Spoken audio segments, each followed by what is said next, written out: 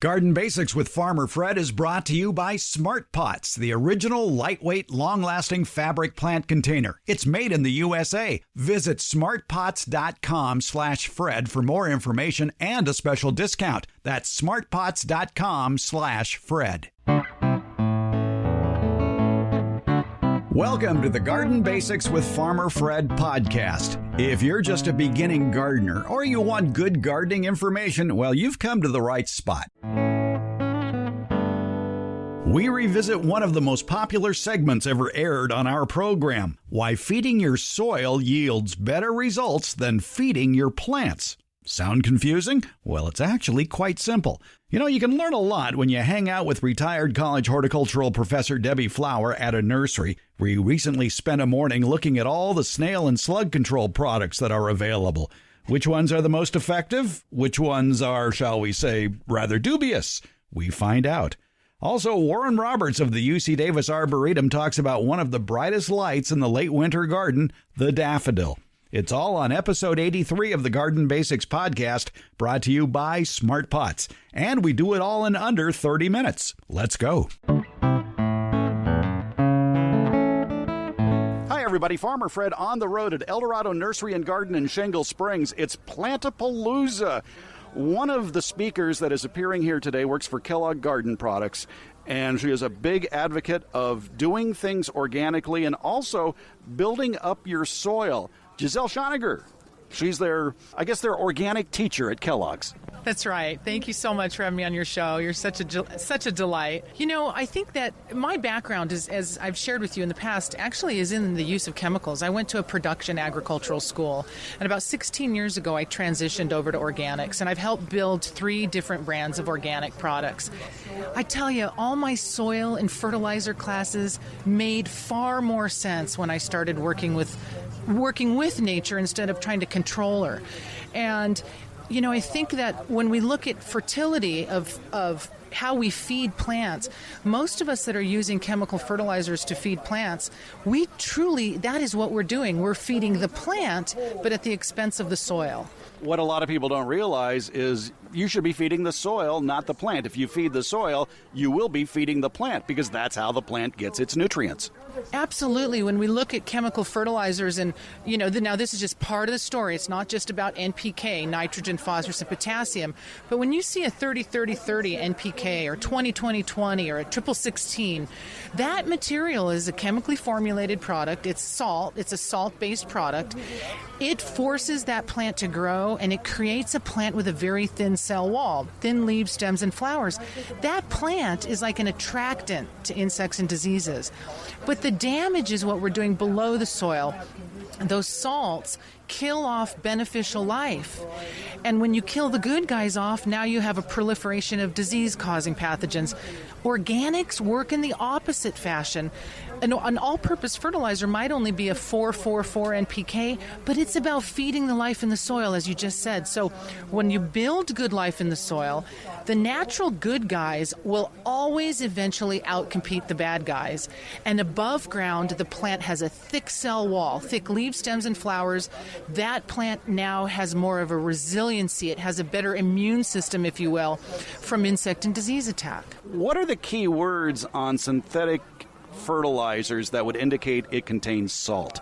Well, you know, actually most people wouldn't know that on a fertilizer. You wouldn't really understand that that is really what the component is. When it goes down through the soil profile, chemical fertilizers, very much like, let's say, steer manure. You know, 50 years ago, steer manure was a good product. But when you think about how confined the animals are, how regimented their diet is, they're not grass-fed often. So it's high in salt. Those fertilizers are also high in salt. When you add a salt material to a clay soil, let's say, you're only going to compact that soil further. So, but back to your question, really, anytime you see a material where the NPK is higher than, let's say, a triple 12, and you see something like urea or ammonium, Those are the kinds of things that should really alert you to the fact. If you can't really read what the words are, like on a lot of the food that we eat today, pretty much those are going to be materials that are artificially formulated. Now, you mentioned steer manure and the amount of salts it has, and I imagine a lot of people are asking themselves now, well, wait a minute, steer manure, isn't that an organic fertilizer? Wouldn't that be good for the soil? Well, steer manure, a lot of people use it. Let me put it this way. It is better than not using anything. But it is truly high in salt, so it's a value product. I mean, of course, people use it, and everybody's watching their page, their pocketbook, which we all have to do today. So if that's what someone chooses to use, but just know if you're adding it to a clay soil that's already compact and dense, you're truly making the soil more compacted and more dense by adding that salt. So we have other types of manures. We have some chicken manure. We have a product called the Gardener and Bloom line. Has a product called Harvest Supreme. It does have 15% chicken manure in it. It has mycorrhiza. It has earthworm castings, kelp. We add a whole host of organic nutrients within that material. So we have a whole breadth of product lines. We have worm castings. Worm castings are awesome to add into your either raised bed or in-ground plantings, and are not going to be as high in salt. And you don't need that much worm castings for it to be effective either. I love worm castings. I tell you, if people would really start using worm castings or create, I have a worm bin, which I love. It's like a science project the first few times you do it, but once you get the hang of it, you realize you're really not doing anything except feeding them. The worms are doing all the work. And you can have some fun with some of these materials, especially in raised beds. This has become the new trend over the years, is instead of dealing with our hard pan native soil, if we build a raised bed. Now, I taught gardening as therapy. I worked as a horticultural therapist for 10 years in convalescent homes. At that time, it was really for people in wheelchairs. But when we look now, why not raise the garden up to us? We're getting older, Fred. Yeah. It's nice to have that raised bed. But the beauty is we get to layer in the kind of materials that we need. If you find that it's getting compressed down, fluff it up with some materials. Our soil building compost is great for adding. I look at that product as fiber. Just like we need fiber. Now, this is a little bit of a stretch, but just like we need fiber to keep our system functioning properly, the soil needs fiber as well to aerate it, to open it up, to help with drainage, to allow the beneficial aerobic microorganisms in the soil to allow them to breathe. Because if it's too compacted, that life in the soil can't breathe, which means the roots can't breathe, which means water can't percolate through the soil. So raised beds are fantastic, and you can have some fun by adding in different types of materials as you go through the season. It's fascinating, this whole movement that we're seeing. It's almost like the Back to the Earth movement finally arrived from the 60s and the 70s. And I think because we're so involved with technology, people are on the road more. Our lives have become so hectic that this idea of growing our own food and slowing down a little bit has really become part of our culture today. It boils down to if you feed the soil, you're feeding the plants. That's right. It's a totally different approach. We took a detour in the early 30s and 40s when we started using synthetics, really in the early 1940s, right around World War II, when we started creating a lot of these synthetics. We were using minerals. Farmers were definitely, a farm was like a closed system. All the organic matter all the manure got composted and put back into the earth. But when we started focusing on production, it's really sort of a misnomer that we created more food, because what we really did is we destroyed the soil system. We farmed the very life out of the soil, and in over maybe a decade, from the 1940s into the 50s, we had to triple and quadruple the amount of chemical fertilizers we were using to try and get the yields that we were getting in the first few years. So it's really, truly a misnomer to say that we increased yields. That was a short-term, temporary result. And you're right, Fred, it's about feeding the life in the soil. The organisms in the soil secrete enzymes that break organic matter down. I mean, if we didn't have all this biology in the soil, the earth would be full of debris. But they're cycling these nutrients back into the soil, and roots then pull from the soil what they need when they need it. All it takes is mulch, all it takes is compost, maybe a cover crop or two, and you can have healthy soil as well. Well, Giselle Schoniger from Kellogg Garden Products, thanks for spending a few minutes with us and telling us about our soil.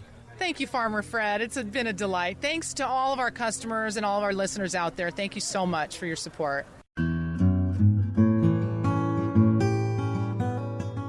We're glad to have Smart Pots on board supporting the Garden Basics podcast. Smart Pots are the original award-winning fabric planter. They're sold worldwide. Smart Pots are proudly made 100% in the USA. I'm pretty picky about who I allow to advertise on this program. My criteria, though, is pretty simple. It has to be a product I like, a product I use, a product I would buy again. And Smart Pots clicks all those boxes. They're durable, they're reusable. Smart Pots are available at independent garden centers and select Ace and True Value stores nationwide. To find a store near you, visit smartpots.com/Fred. It's Smart Pots, the original award-winning fabric planter. Go to smartpots.com/Fred for more info and that special Farmer Fred discount on your next Smart Pot purchase. Go to smartpots.com/Fred. You know what's fun to do is to hang out at a nursery or garden center with our favorite retired college horticultural professor, Debbie Flower. Recently, we visited a local nursery and wandered over to the Slug and Snail control aisle. There's certainly a lot to choose from there.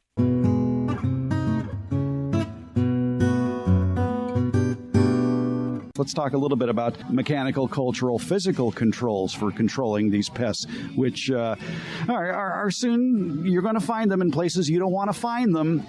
And probably where they are right now is under some protection. In the mulch and in the soil, I was planting a plant the other day into my landscape, and I found their eggs in my field soil. I use lots of mulch. They love that. They like wet places. So they could be in the drain holes of a pot that you have outside. They could be, I have a bird bath, and the birds take a bath and some water goes over the side. They're probably right under that bird bath base. Any place that in my raised bed, they're probably between the wood and the soil. They during the day they need to hide in moist, cool places, and so they're tucked in these little corners. So if you know where the moist places are in your yard, and especially if you have plants with a lot of green foliage year-round, like agapanthus, underneath piles of lumber, that's where you're going to find them. Yes, and speaking of piles of lumber, that's one of the mechanical controls, is to put out a piece of wood, let them collect under it. They'll come out at night to do their feeding, and then they'll collect under the wood because that's a nice protected spot in the morning, and you go out and pick up that wood, and there will be slugs and snails attached to it or under it, and that's a way to collect them and dispose of them.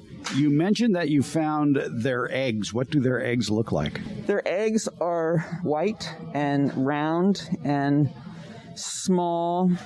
If you know what time-release pelleted fertilizer looks like, it looks very much like that. Small as in eighth of an inch, maybe a little bigger than that around. Pretty good size. Yes, they are. They're very visible. Sometimes they're in big clusters. There was a time when we unpotted a plant to transplant it at school up into a bigger pot, and 50% of this 4-inch pot was full of a whole bunch of slug eggs. So sometimes they're in a big collection, and sometimes they're just individual. What I was seeing was individual, dispersed throughout the soil. May have been that I disturbed the mess and spread them myself.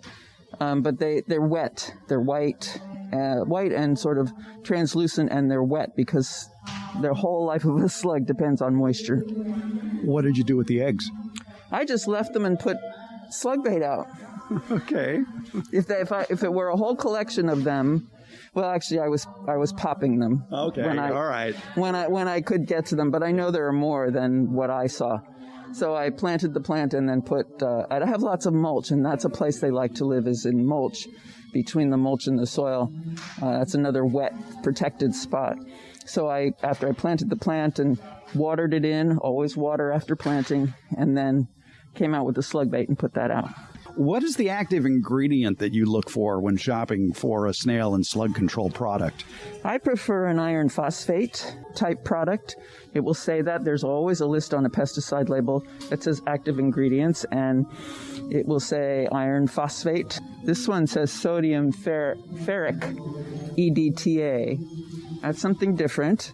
This one says metaldehyde, and that's a different product. Metaldehyde I prefer not to use because it's poisonous to small animals like pets. They have to eat a lot of it to be harmed, but I'd rather just avoid that. I have never used the sodium ferric EDTA. Sodium is not something that is good for plants. They need a tiny bit of it, but not much. And a buildup of sodium in my soil would concern me.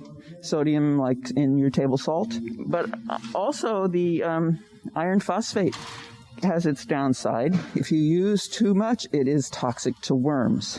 So when you apply this, you need to look at, there's a whole big booklet about application. And it's actually, when you apply these granules, you apply them very sporadically. There isn't very much you have to put down. Sparsely, right. Sparsely, it's like what, a teaspoon or a tablespoon per? I think it's a tablespoon per 100 square feet. Wow. So a 10 by 10, maybe your whole vegetable garden is 10 by 10. Yeah. 1 tablespoon.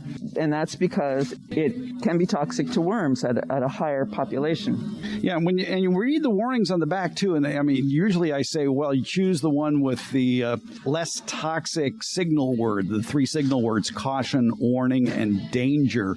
And everything that is here has the least toxic of the signal words of caution. But then you go and read the labels.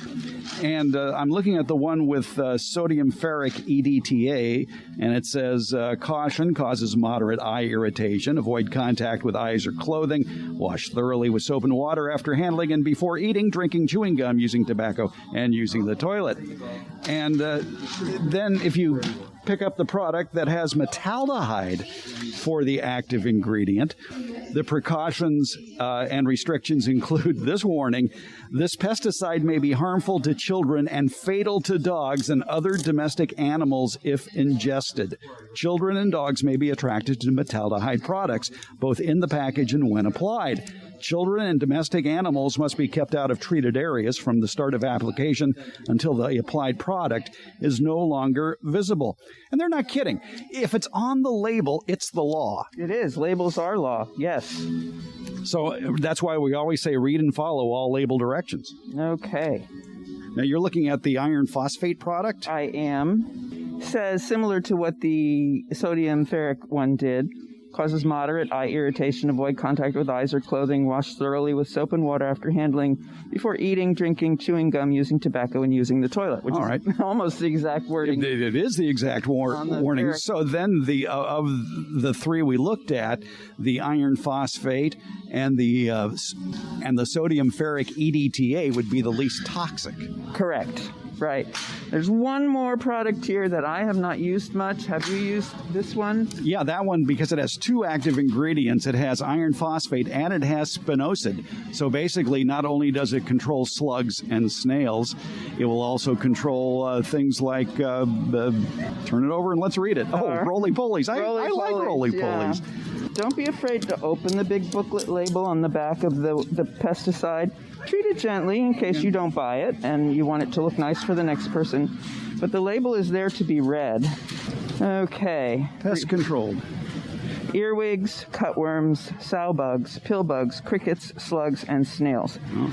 I don't use this one much because I would rather keep things in balance in the garden. But when I have little baby, either I've put seeds in the garden, direct seeded into the garden, or I have put very young, tender babies into the garden, I will use a little bit of this around those plants because the earwigs, cutworms, sowbugs, and pillbugs and crickets will eat young plants. And so I'm just trying to protect that plant until it can grow out of that stage where it's attracted to those insects. And yet, here's another product for snail and slug control. I don't think it kills them. I think it just repels them. But the active ingredient are various oils like rosemary oil. Yes, and I wondered, see attached booklet, I wondered if you have to actually touch Well, this says use on fruits, vegetables, citrus, and ornamentals. Yeah, citrus is a favorite of slugs and snails. And it says it controls slugs and snails by contact or as a repellent. So apply it directly to snails and slugs. As a repellent, apply it directly to the plants when feeding is first noticed. Apply in late evening for best results, which makes sense because the oil will be the strongest when you first apply it, and the slugs and snails feed at night. Now I'm wondering if there are temperature restrictions on the use of this product. I would think using an oil on a hot day on a plant may not be a good idea. Yes, they don't mention that here, but you're absolutely right. You wouldn't want to apply this when the temperatures get above about 85 degrees. Yeah. It would spot your plant. You would see damage to the plant. Not much else. It's also a caution label, which is the least toxic of the three signal words. Correct. Yeah. And has the same, it says, harmful if swallowed, avoid breathing the mist, may cause irritation of nose, throat, or skin. We haven't seen that before. Avoid contact with skin, eyes, clothing, wear protective eyewear, waterproof gloves, wash thoroughly with soap and water after handling, before eating, drinking, chewing, or using tobacco. Remove and wash contaminated clothing before reuse. Keep all persons and pets out of the treated areas until spray has dried. But you can chew gum. Yeah. So although when reading the label, it sounds like it's the least toxic of the chemicals, it has more PPE, personal protective equipment, that they specify you wear. And it has can potentially cause more damage to your respiratory system than the others. So different things to consider when you're choosing your slug and snail control.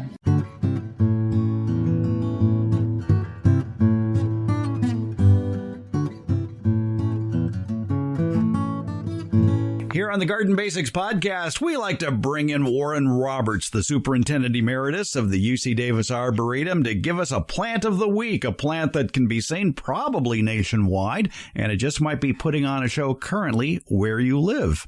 If not now, perhaps it was a few weeks ago, or perhaps a few weeks from now. Warren, it's kind of the bulby time where the bulbs are doing their thing. Do you have one in mind? Well, I do. I was thinking of the genus Narcissus. It includes what we call narcissus and daffodils. And I especially, since part of my heritage is Welsh, my name is a Welsh name, Warren Roberts. March 1st is St. David's Day. I know that's in the past now, but you would, to indicate that you were Welsh, the traditional was you'd wear a leek on your lapel. That's kind of, or a daffodil. And the daffodils bloom at this time, during the time of St. David's, the celebration of his feast days. Let's see. If you were Welsh, you would say, Cambrian Beath, Dydd Gwylewi Hapus, means Wales forever and happy St. David's Day. Okay, that's good to know. And in case I ever meet Tom Jones. There you go, right. Another Welsh name. And I'm particularly fond of the dwarf narcissus because you get all the show and really none of the mess. Because when the daffodils are through blooming, you would think, you just mow them down and away you go. But no, you have to let the leaves actually die in place as the bulb, I guess you could say, absorbs the food and the energy from the leaves and in order to bloom next year. So if you clip your daffodils and narcissus to the ground after they bloom, often the population will diminish because it's not getting the food that it needs. So if you have little ones with littler leaves, we don't worry about it. And so one of my favorites of all is one called tête-à-tête, which is a dwarf daffodil. And you find it often in grocery stores and whatnot at this time of year. And you bring it into the house and enjoy it. When the flowers fade, then you could take it outdoors and plant it. If you're in a place where the ground freezes, well, you'd wait until it thawed a bit. Then you have it in the garden forever and ever. It's a good one. There are a number of other small daffodils, something like baby moon, kinglet, jetfire, and so on. And then there's another species called Narcissus bulbocodium, the hoop petticoat daffodil. which is a charming flower. It doesn't look like a typical daffodil, but it's beautiful and a nice bright yellow. So I'm very fond of these. Another advantage of the genus Narcissus is that it's poisonous. So you couldn't eat them if you were starving, but that also means that gophers and other creatures don't eat them. Sometimes they move them around, so a daffodil will come up in a place where you hadn't expected it. And another thing is that they don't mind garden watering. They don't mind wet conditions in spring as long as the soil is fairly well drained. And in areas where there is no summer rain, they also survive. So you can plant them out. I have hundreds of them planted along our road, of the more narcissus kind, which have the smaller flowers, but very satisfactory plants. I've not heard of cases of animals getting poisoned by them. It could be in the literature, but they defend themselves and they offer a lot of beauty. The thing is, plant the little ones because you get all the show, a lot less work, or none at all, really. I can hear through my window people yelling at me saying, is he saying that the deer won't eat them? Well, a deer will always nibble anything. Yes. So you can't say that they're safe from at least some predation. But as far as I know, they are deer resistant. So you could actually put them on the list for that. There is a town in California, I think it's called Volcano, which has a place called Daffodil Hill, where there are thousands and thousands of them planted out. They're beautiful during the spring, and then you don't have to worry about watering them. Although on a very dry year, I would say while the leaves are still green, a mid-spring watering after the flowers fade would help. Because I've noticed that in dry years, you get the flowers, but the plants are not as vigorous. If people want to see some gorgeous pictures of Daffodil Hill, you can just do an internet search of Daffodil Hill. It's in Amador County in Volcano, and it is just a gorgeous display when it's in bloom. So happy St. David's Day. I would say it in Welsh, but I would screw it up. So Warren Roberts is the superintendent emeritus of the UC Davis Arboretum. And by the way, if you want to find out more about the UC Davis Arboretum, visit them online at arboretum.ucdavis.edu. The plant of the week this week, all the wonderful members of the Narcissus family, especially that easy care plant that lasts forever, the daffodil. Thank you, Warren. You're welcome, Fred. It's a lot of fun. The Garden Basics with Farmer Fred podcast has a lot of information posted at each episode. Transcripts, links to any products or books or websites mentioned during the show, and other helpful links for even more information. Plus, you can listen to just the portions of the show that interest you. It's been divided into easily accessible chapters. Plus, you'll find more information about how to get in touch with us. Maybe you could leave an audio question without making a phone call. You can do that at SpeakPipe. That's speakpipe.com. It's easy. Give it a try. And you just might hear your voice on the Garden Basics podcast. If you're listening to us via Apple Podcasts, put your question in the ratings and reviews section. You can always text us the question and pictures, or use your voice to leave a question at 916-292-8964. That's 916-292-8964. You can always use the good old email, fred@farmerfred.com. That's fred@farmerfred.com. And when you leave a question, be sure to tell us where you're from. That will help us greatly to accurately answer your garden questions because, as you know, all gardening is local. In the show notes, you'll find links to our social media outlets as well where you can leave questions or make comments. Facebook, Instagram, Twitter, and YouTube. And there's a link to the farmerfred.com website. Thanks for listening to Garden Basics with Farmer Fred, brought to you by Smart Pots. Garden Basics comes out every Tuesday and Friday. It's available on many podcast platforms, including Apple, Spotify, Google, iHeart, Stitcher, and many more. And if you're listening on Apple, please leave a comment or a rating. That helps us decide which garden topics you'd like to see addressed. And again, thank you.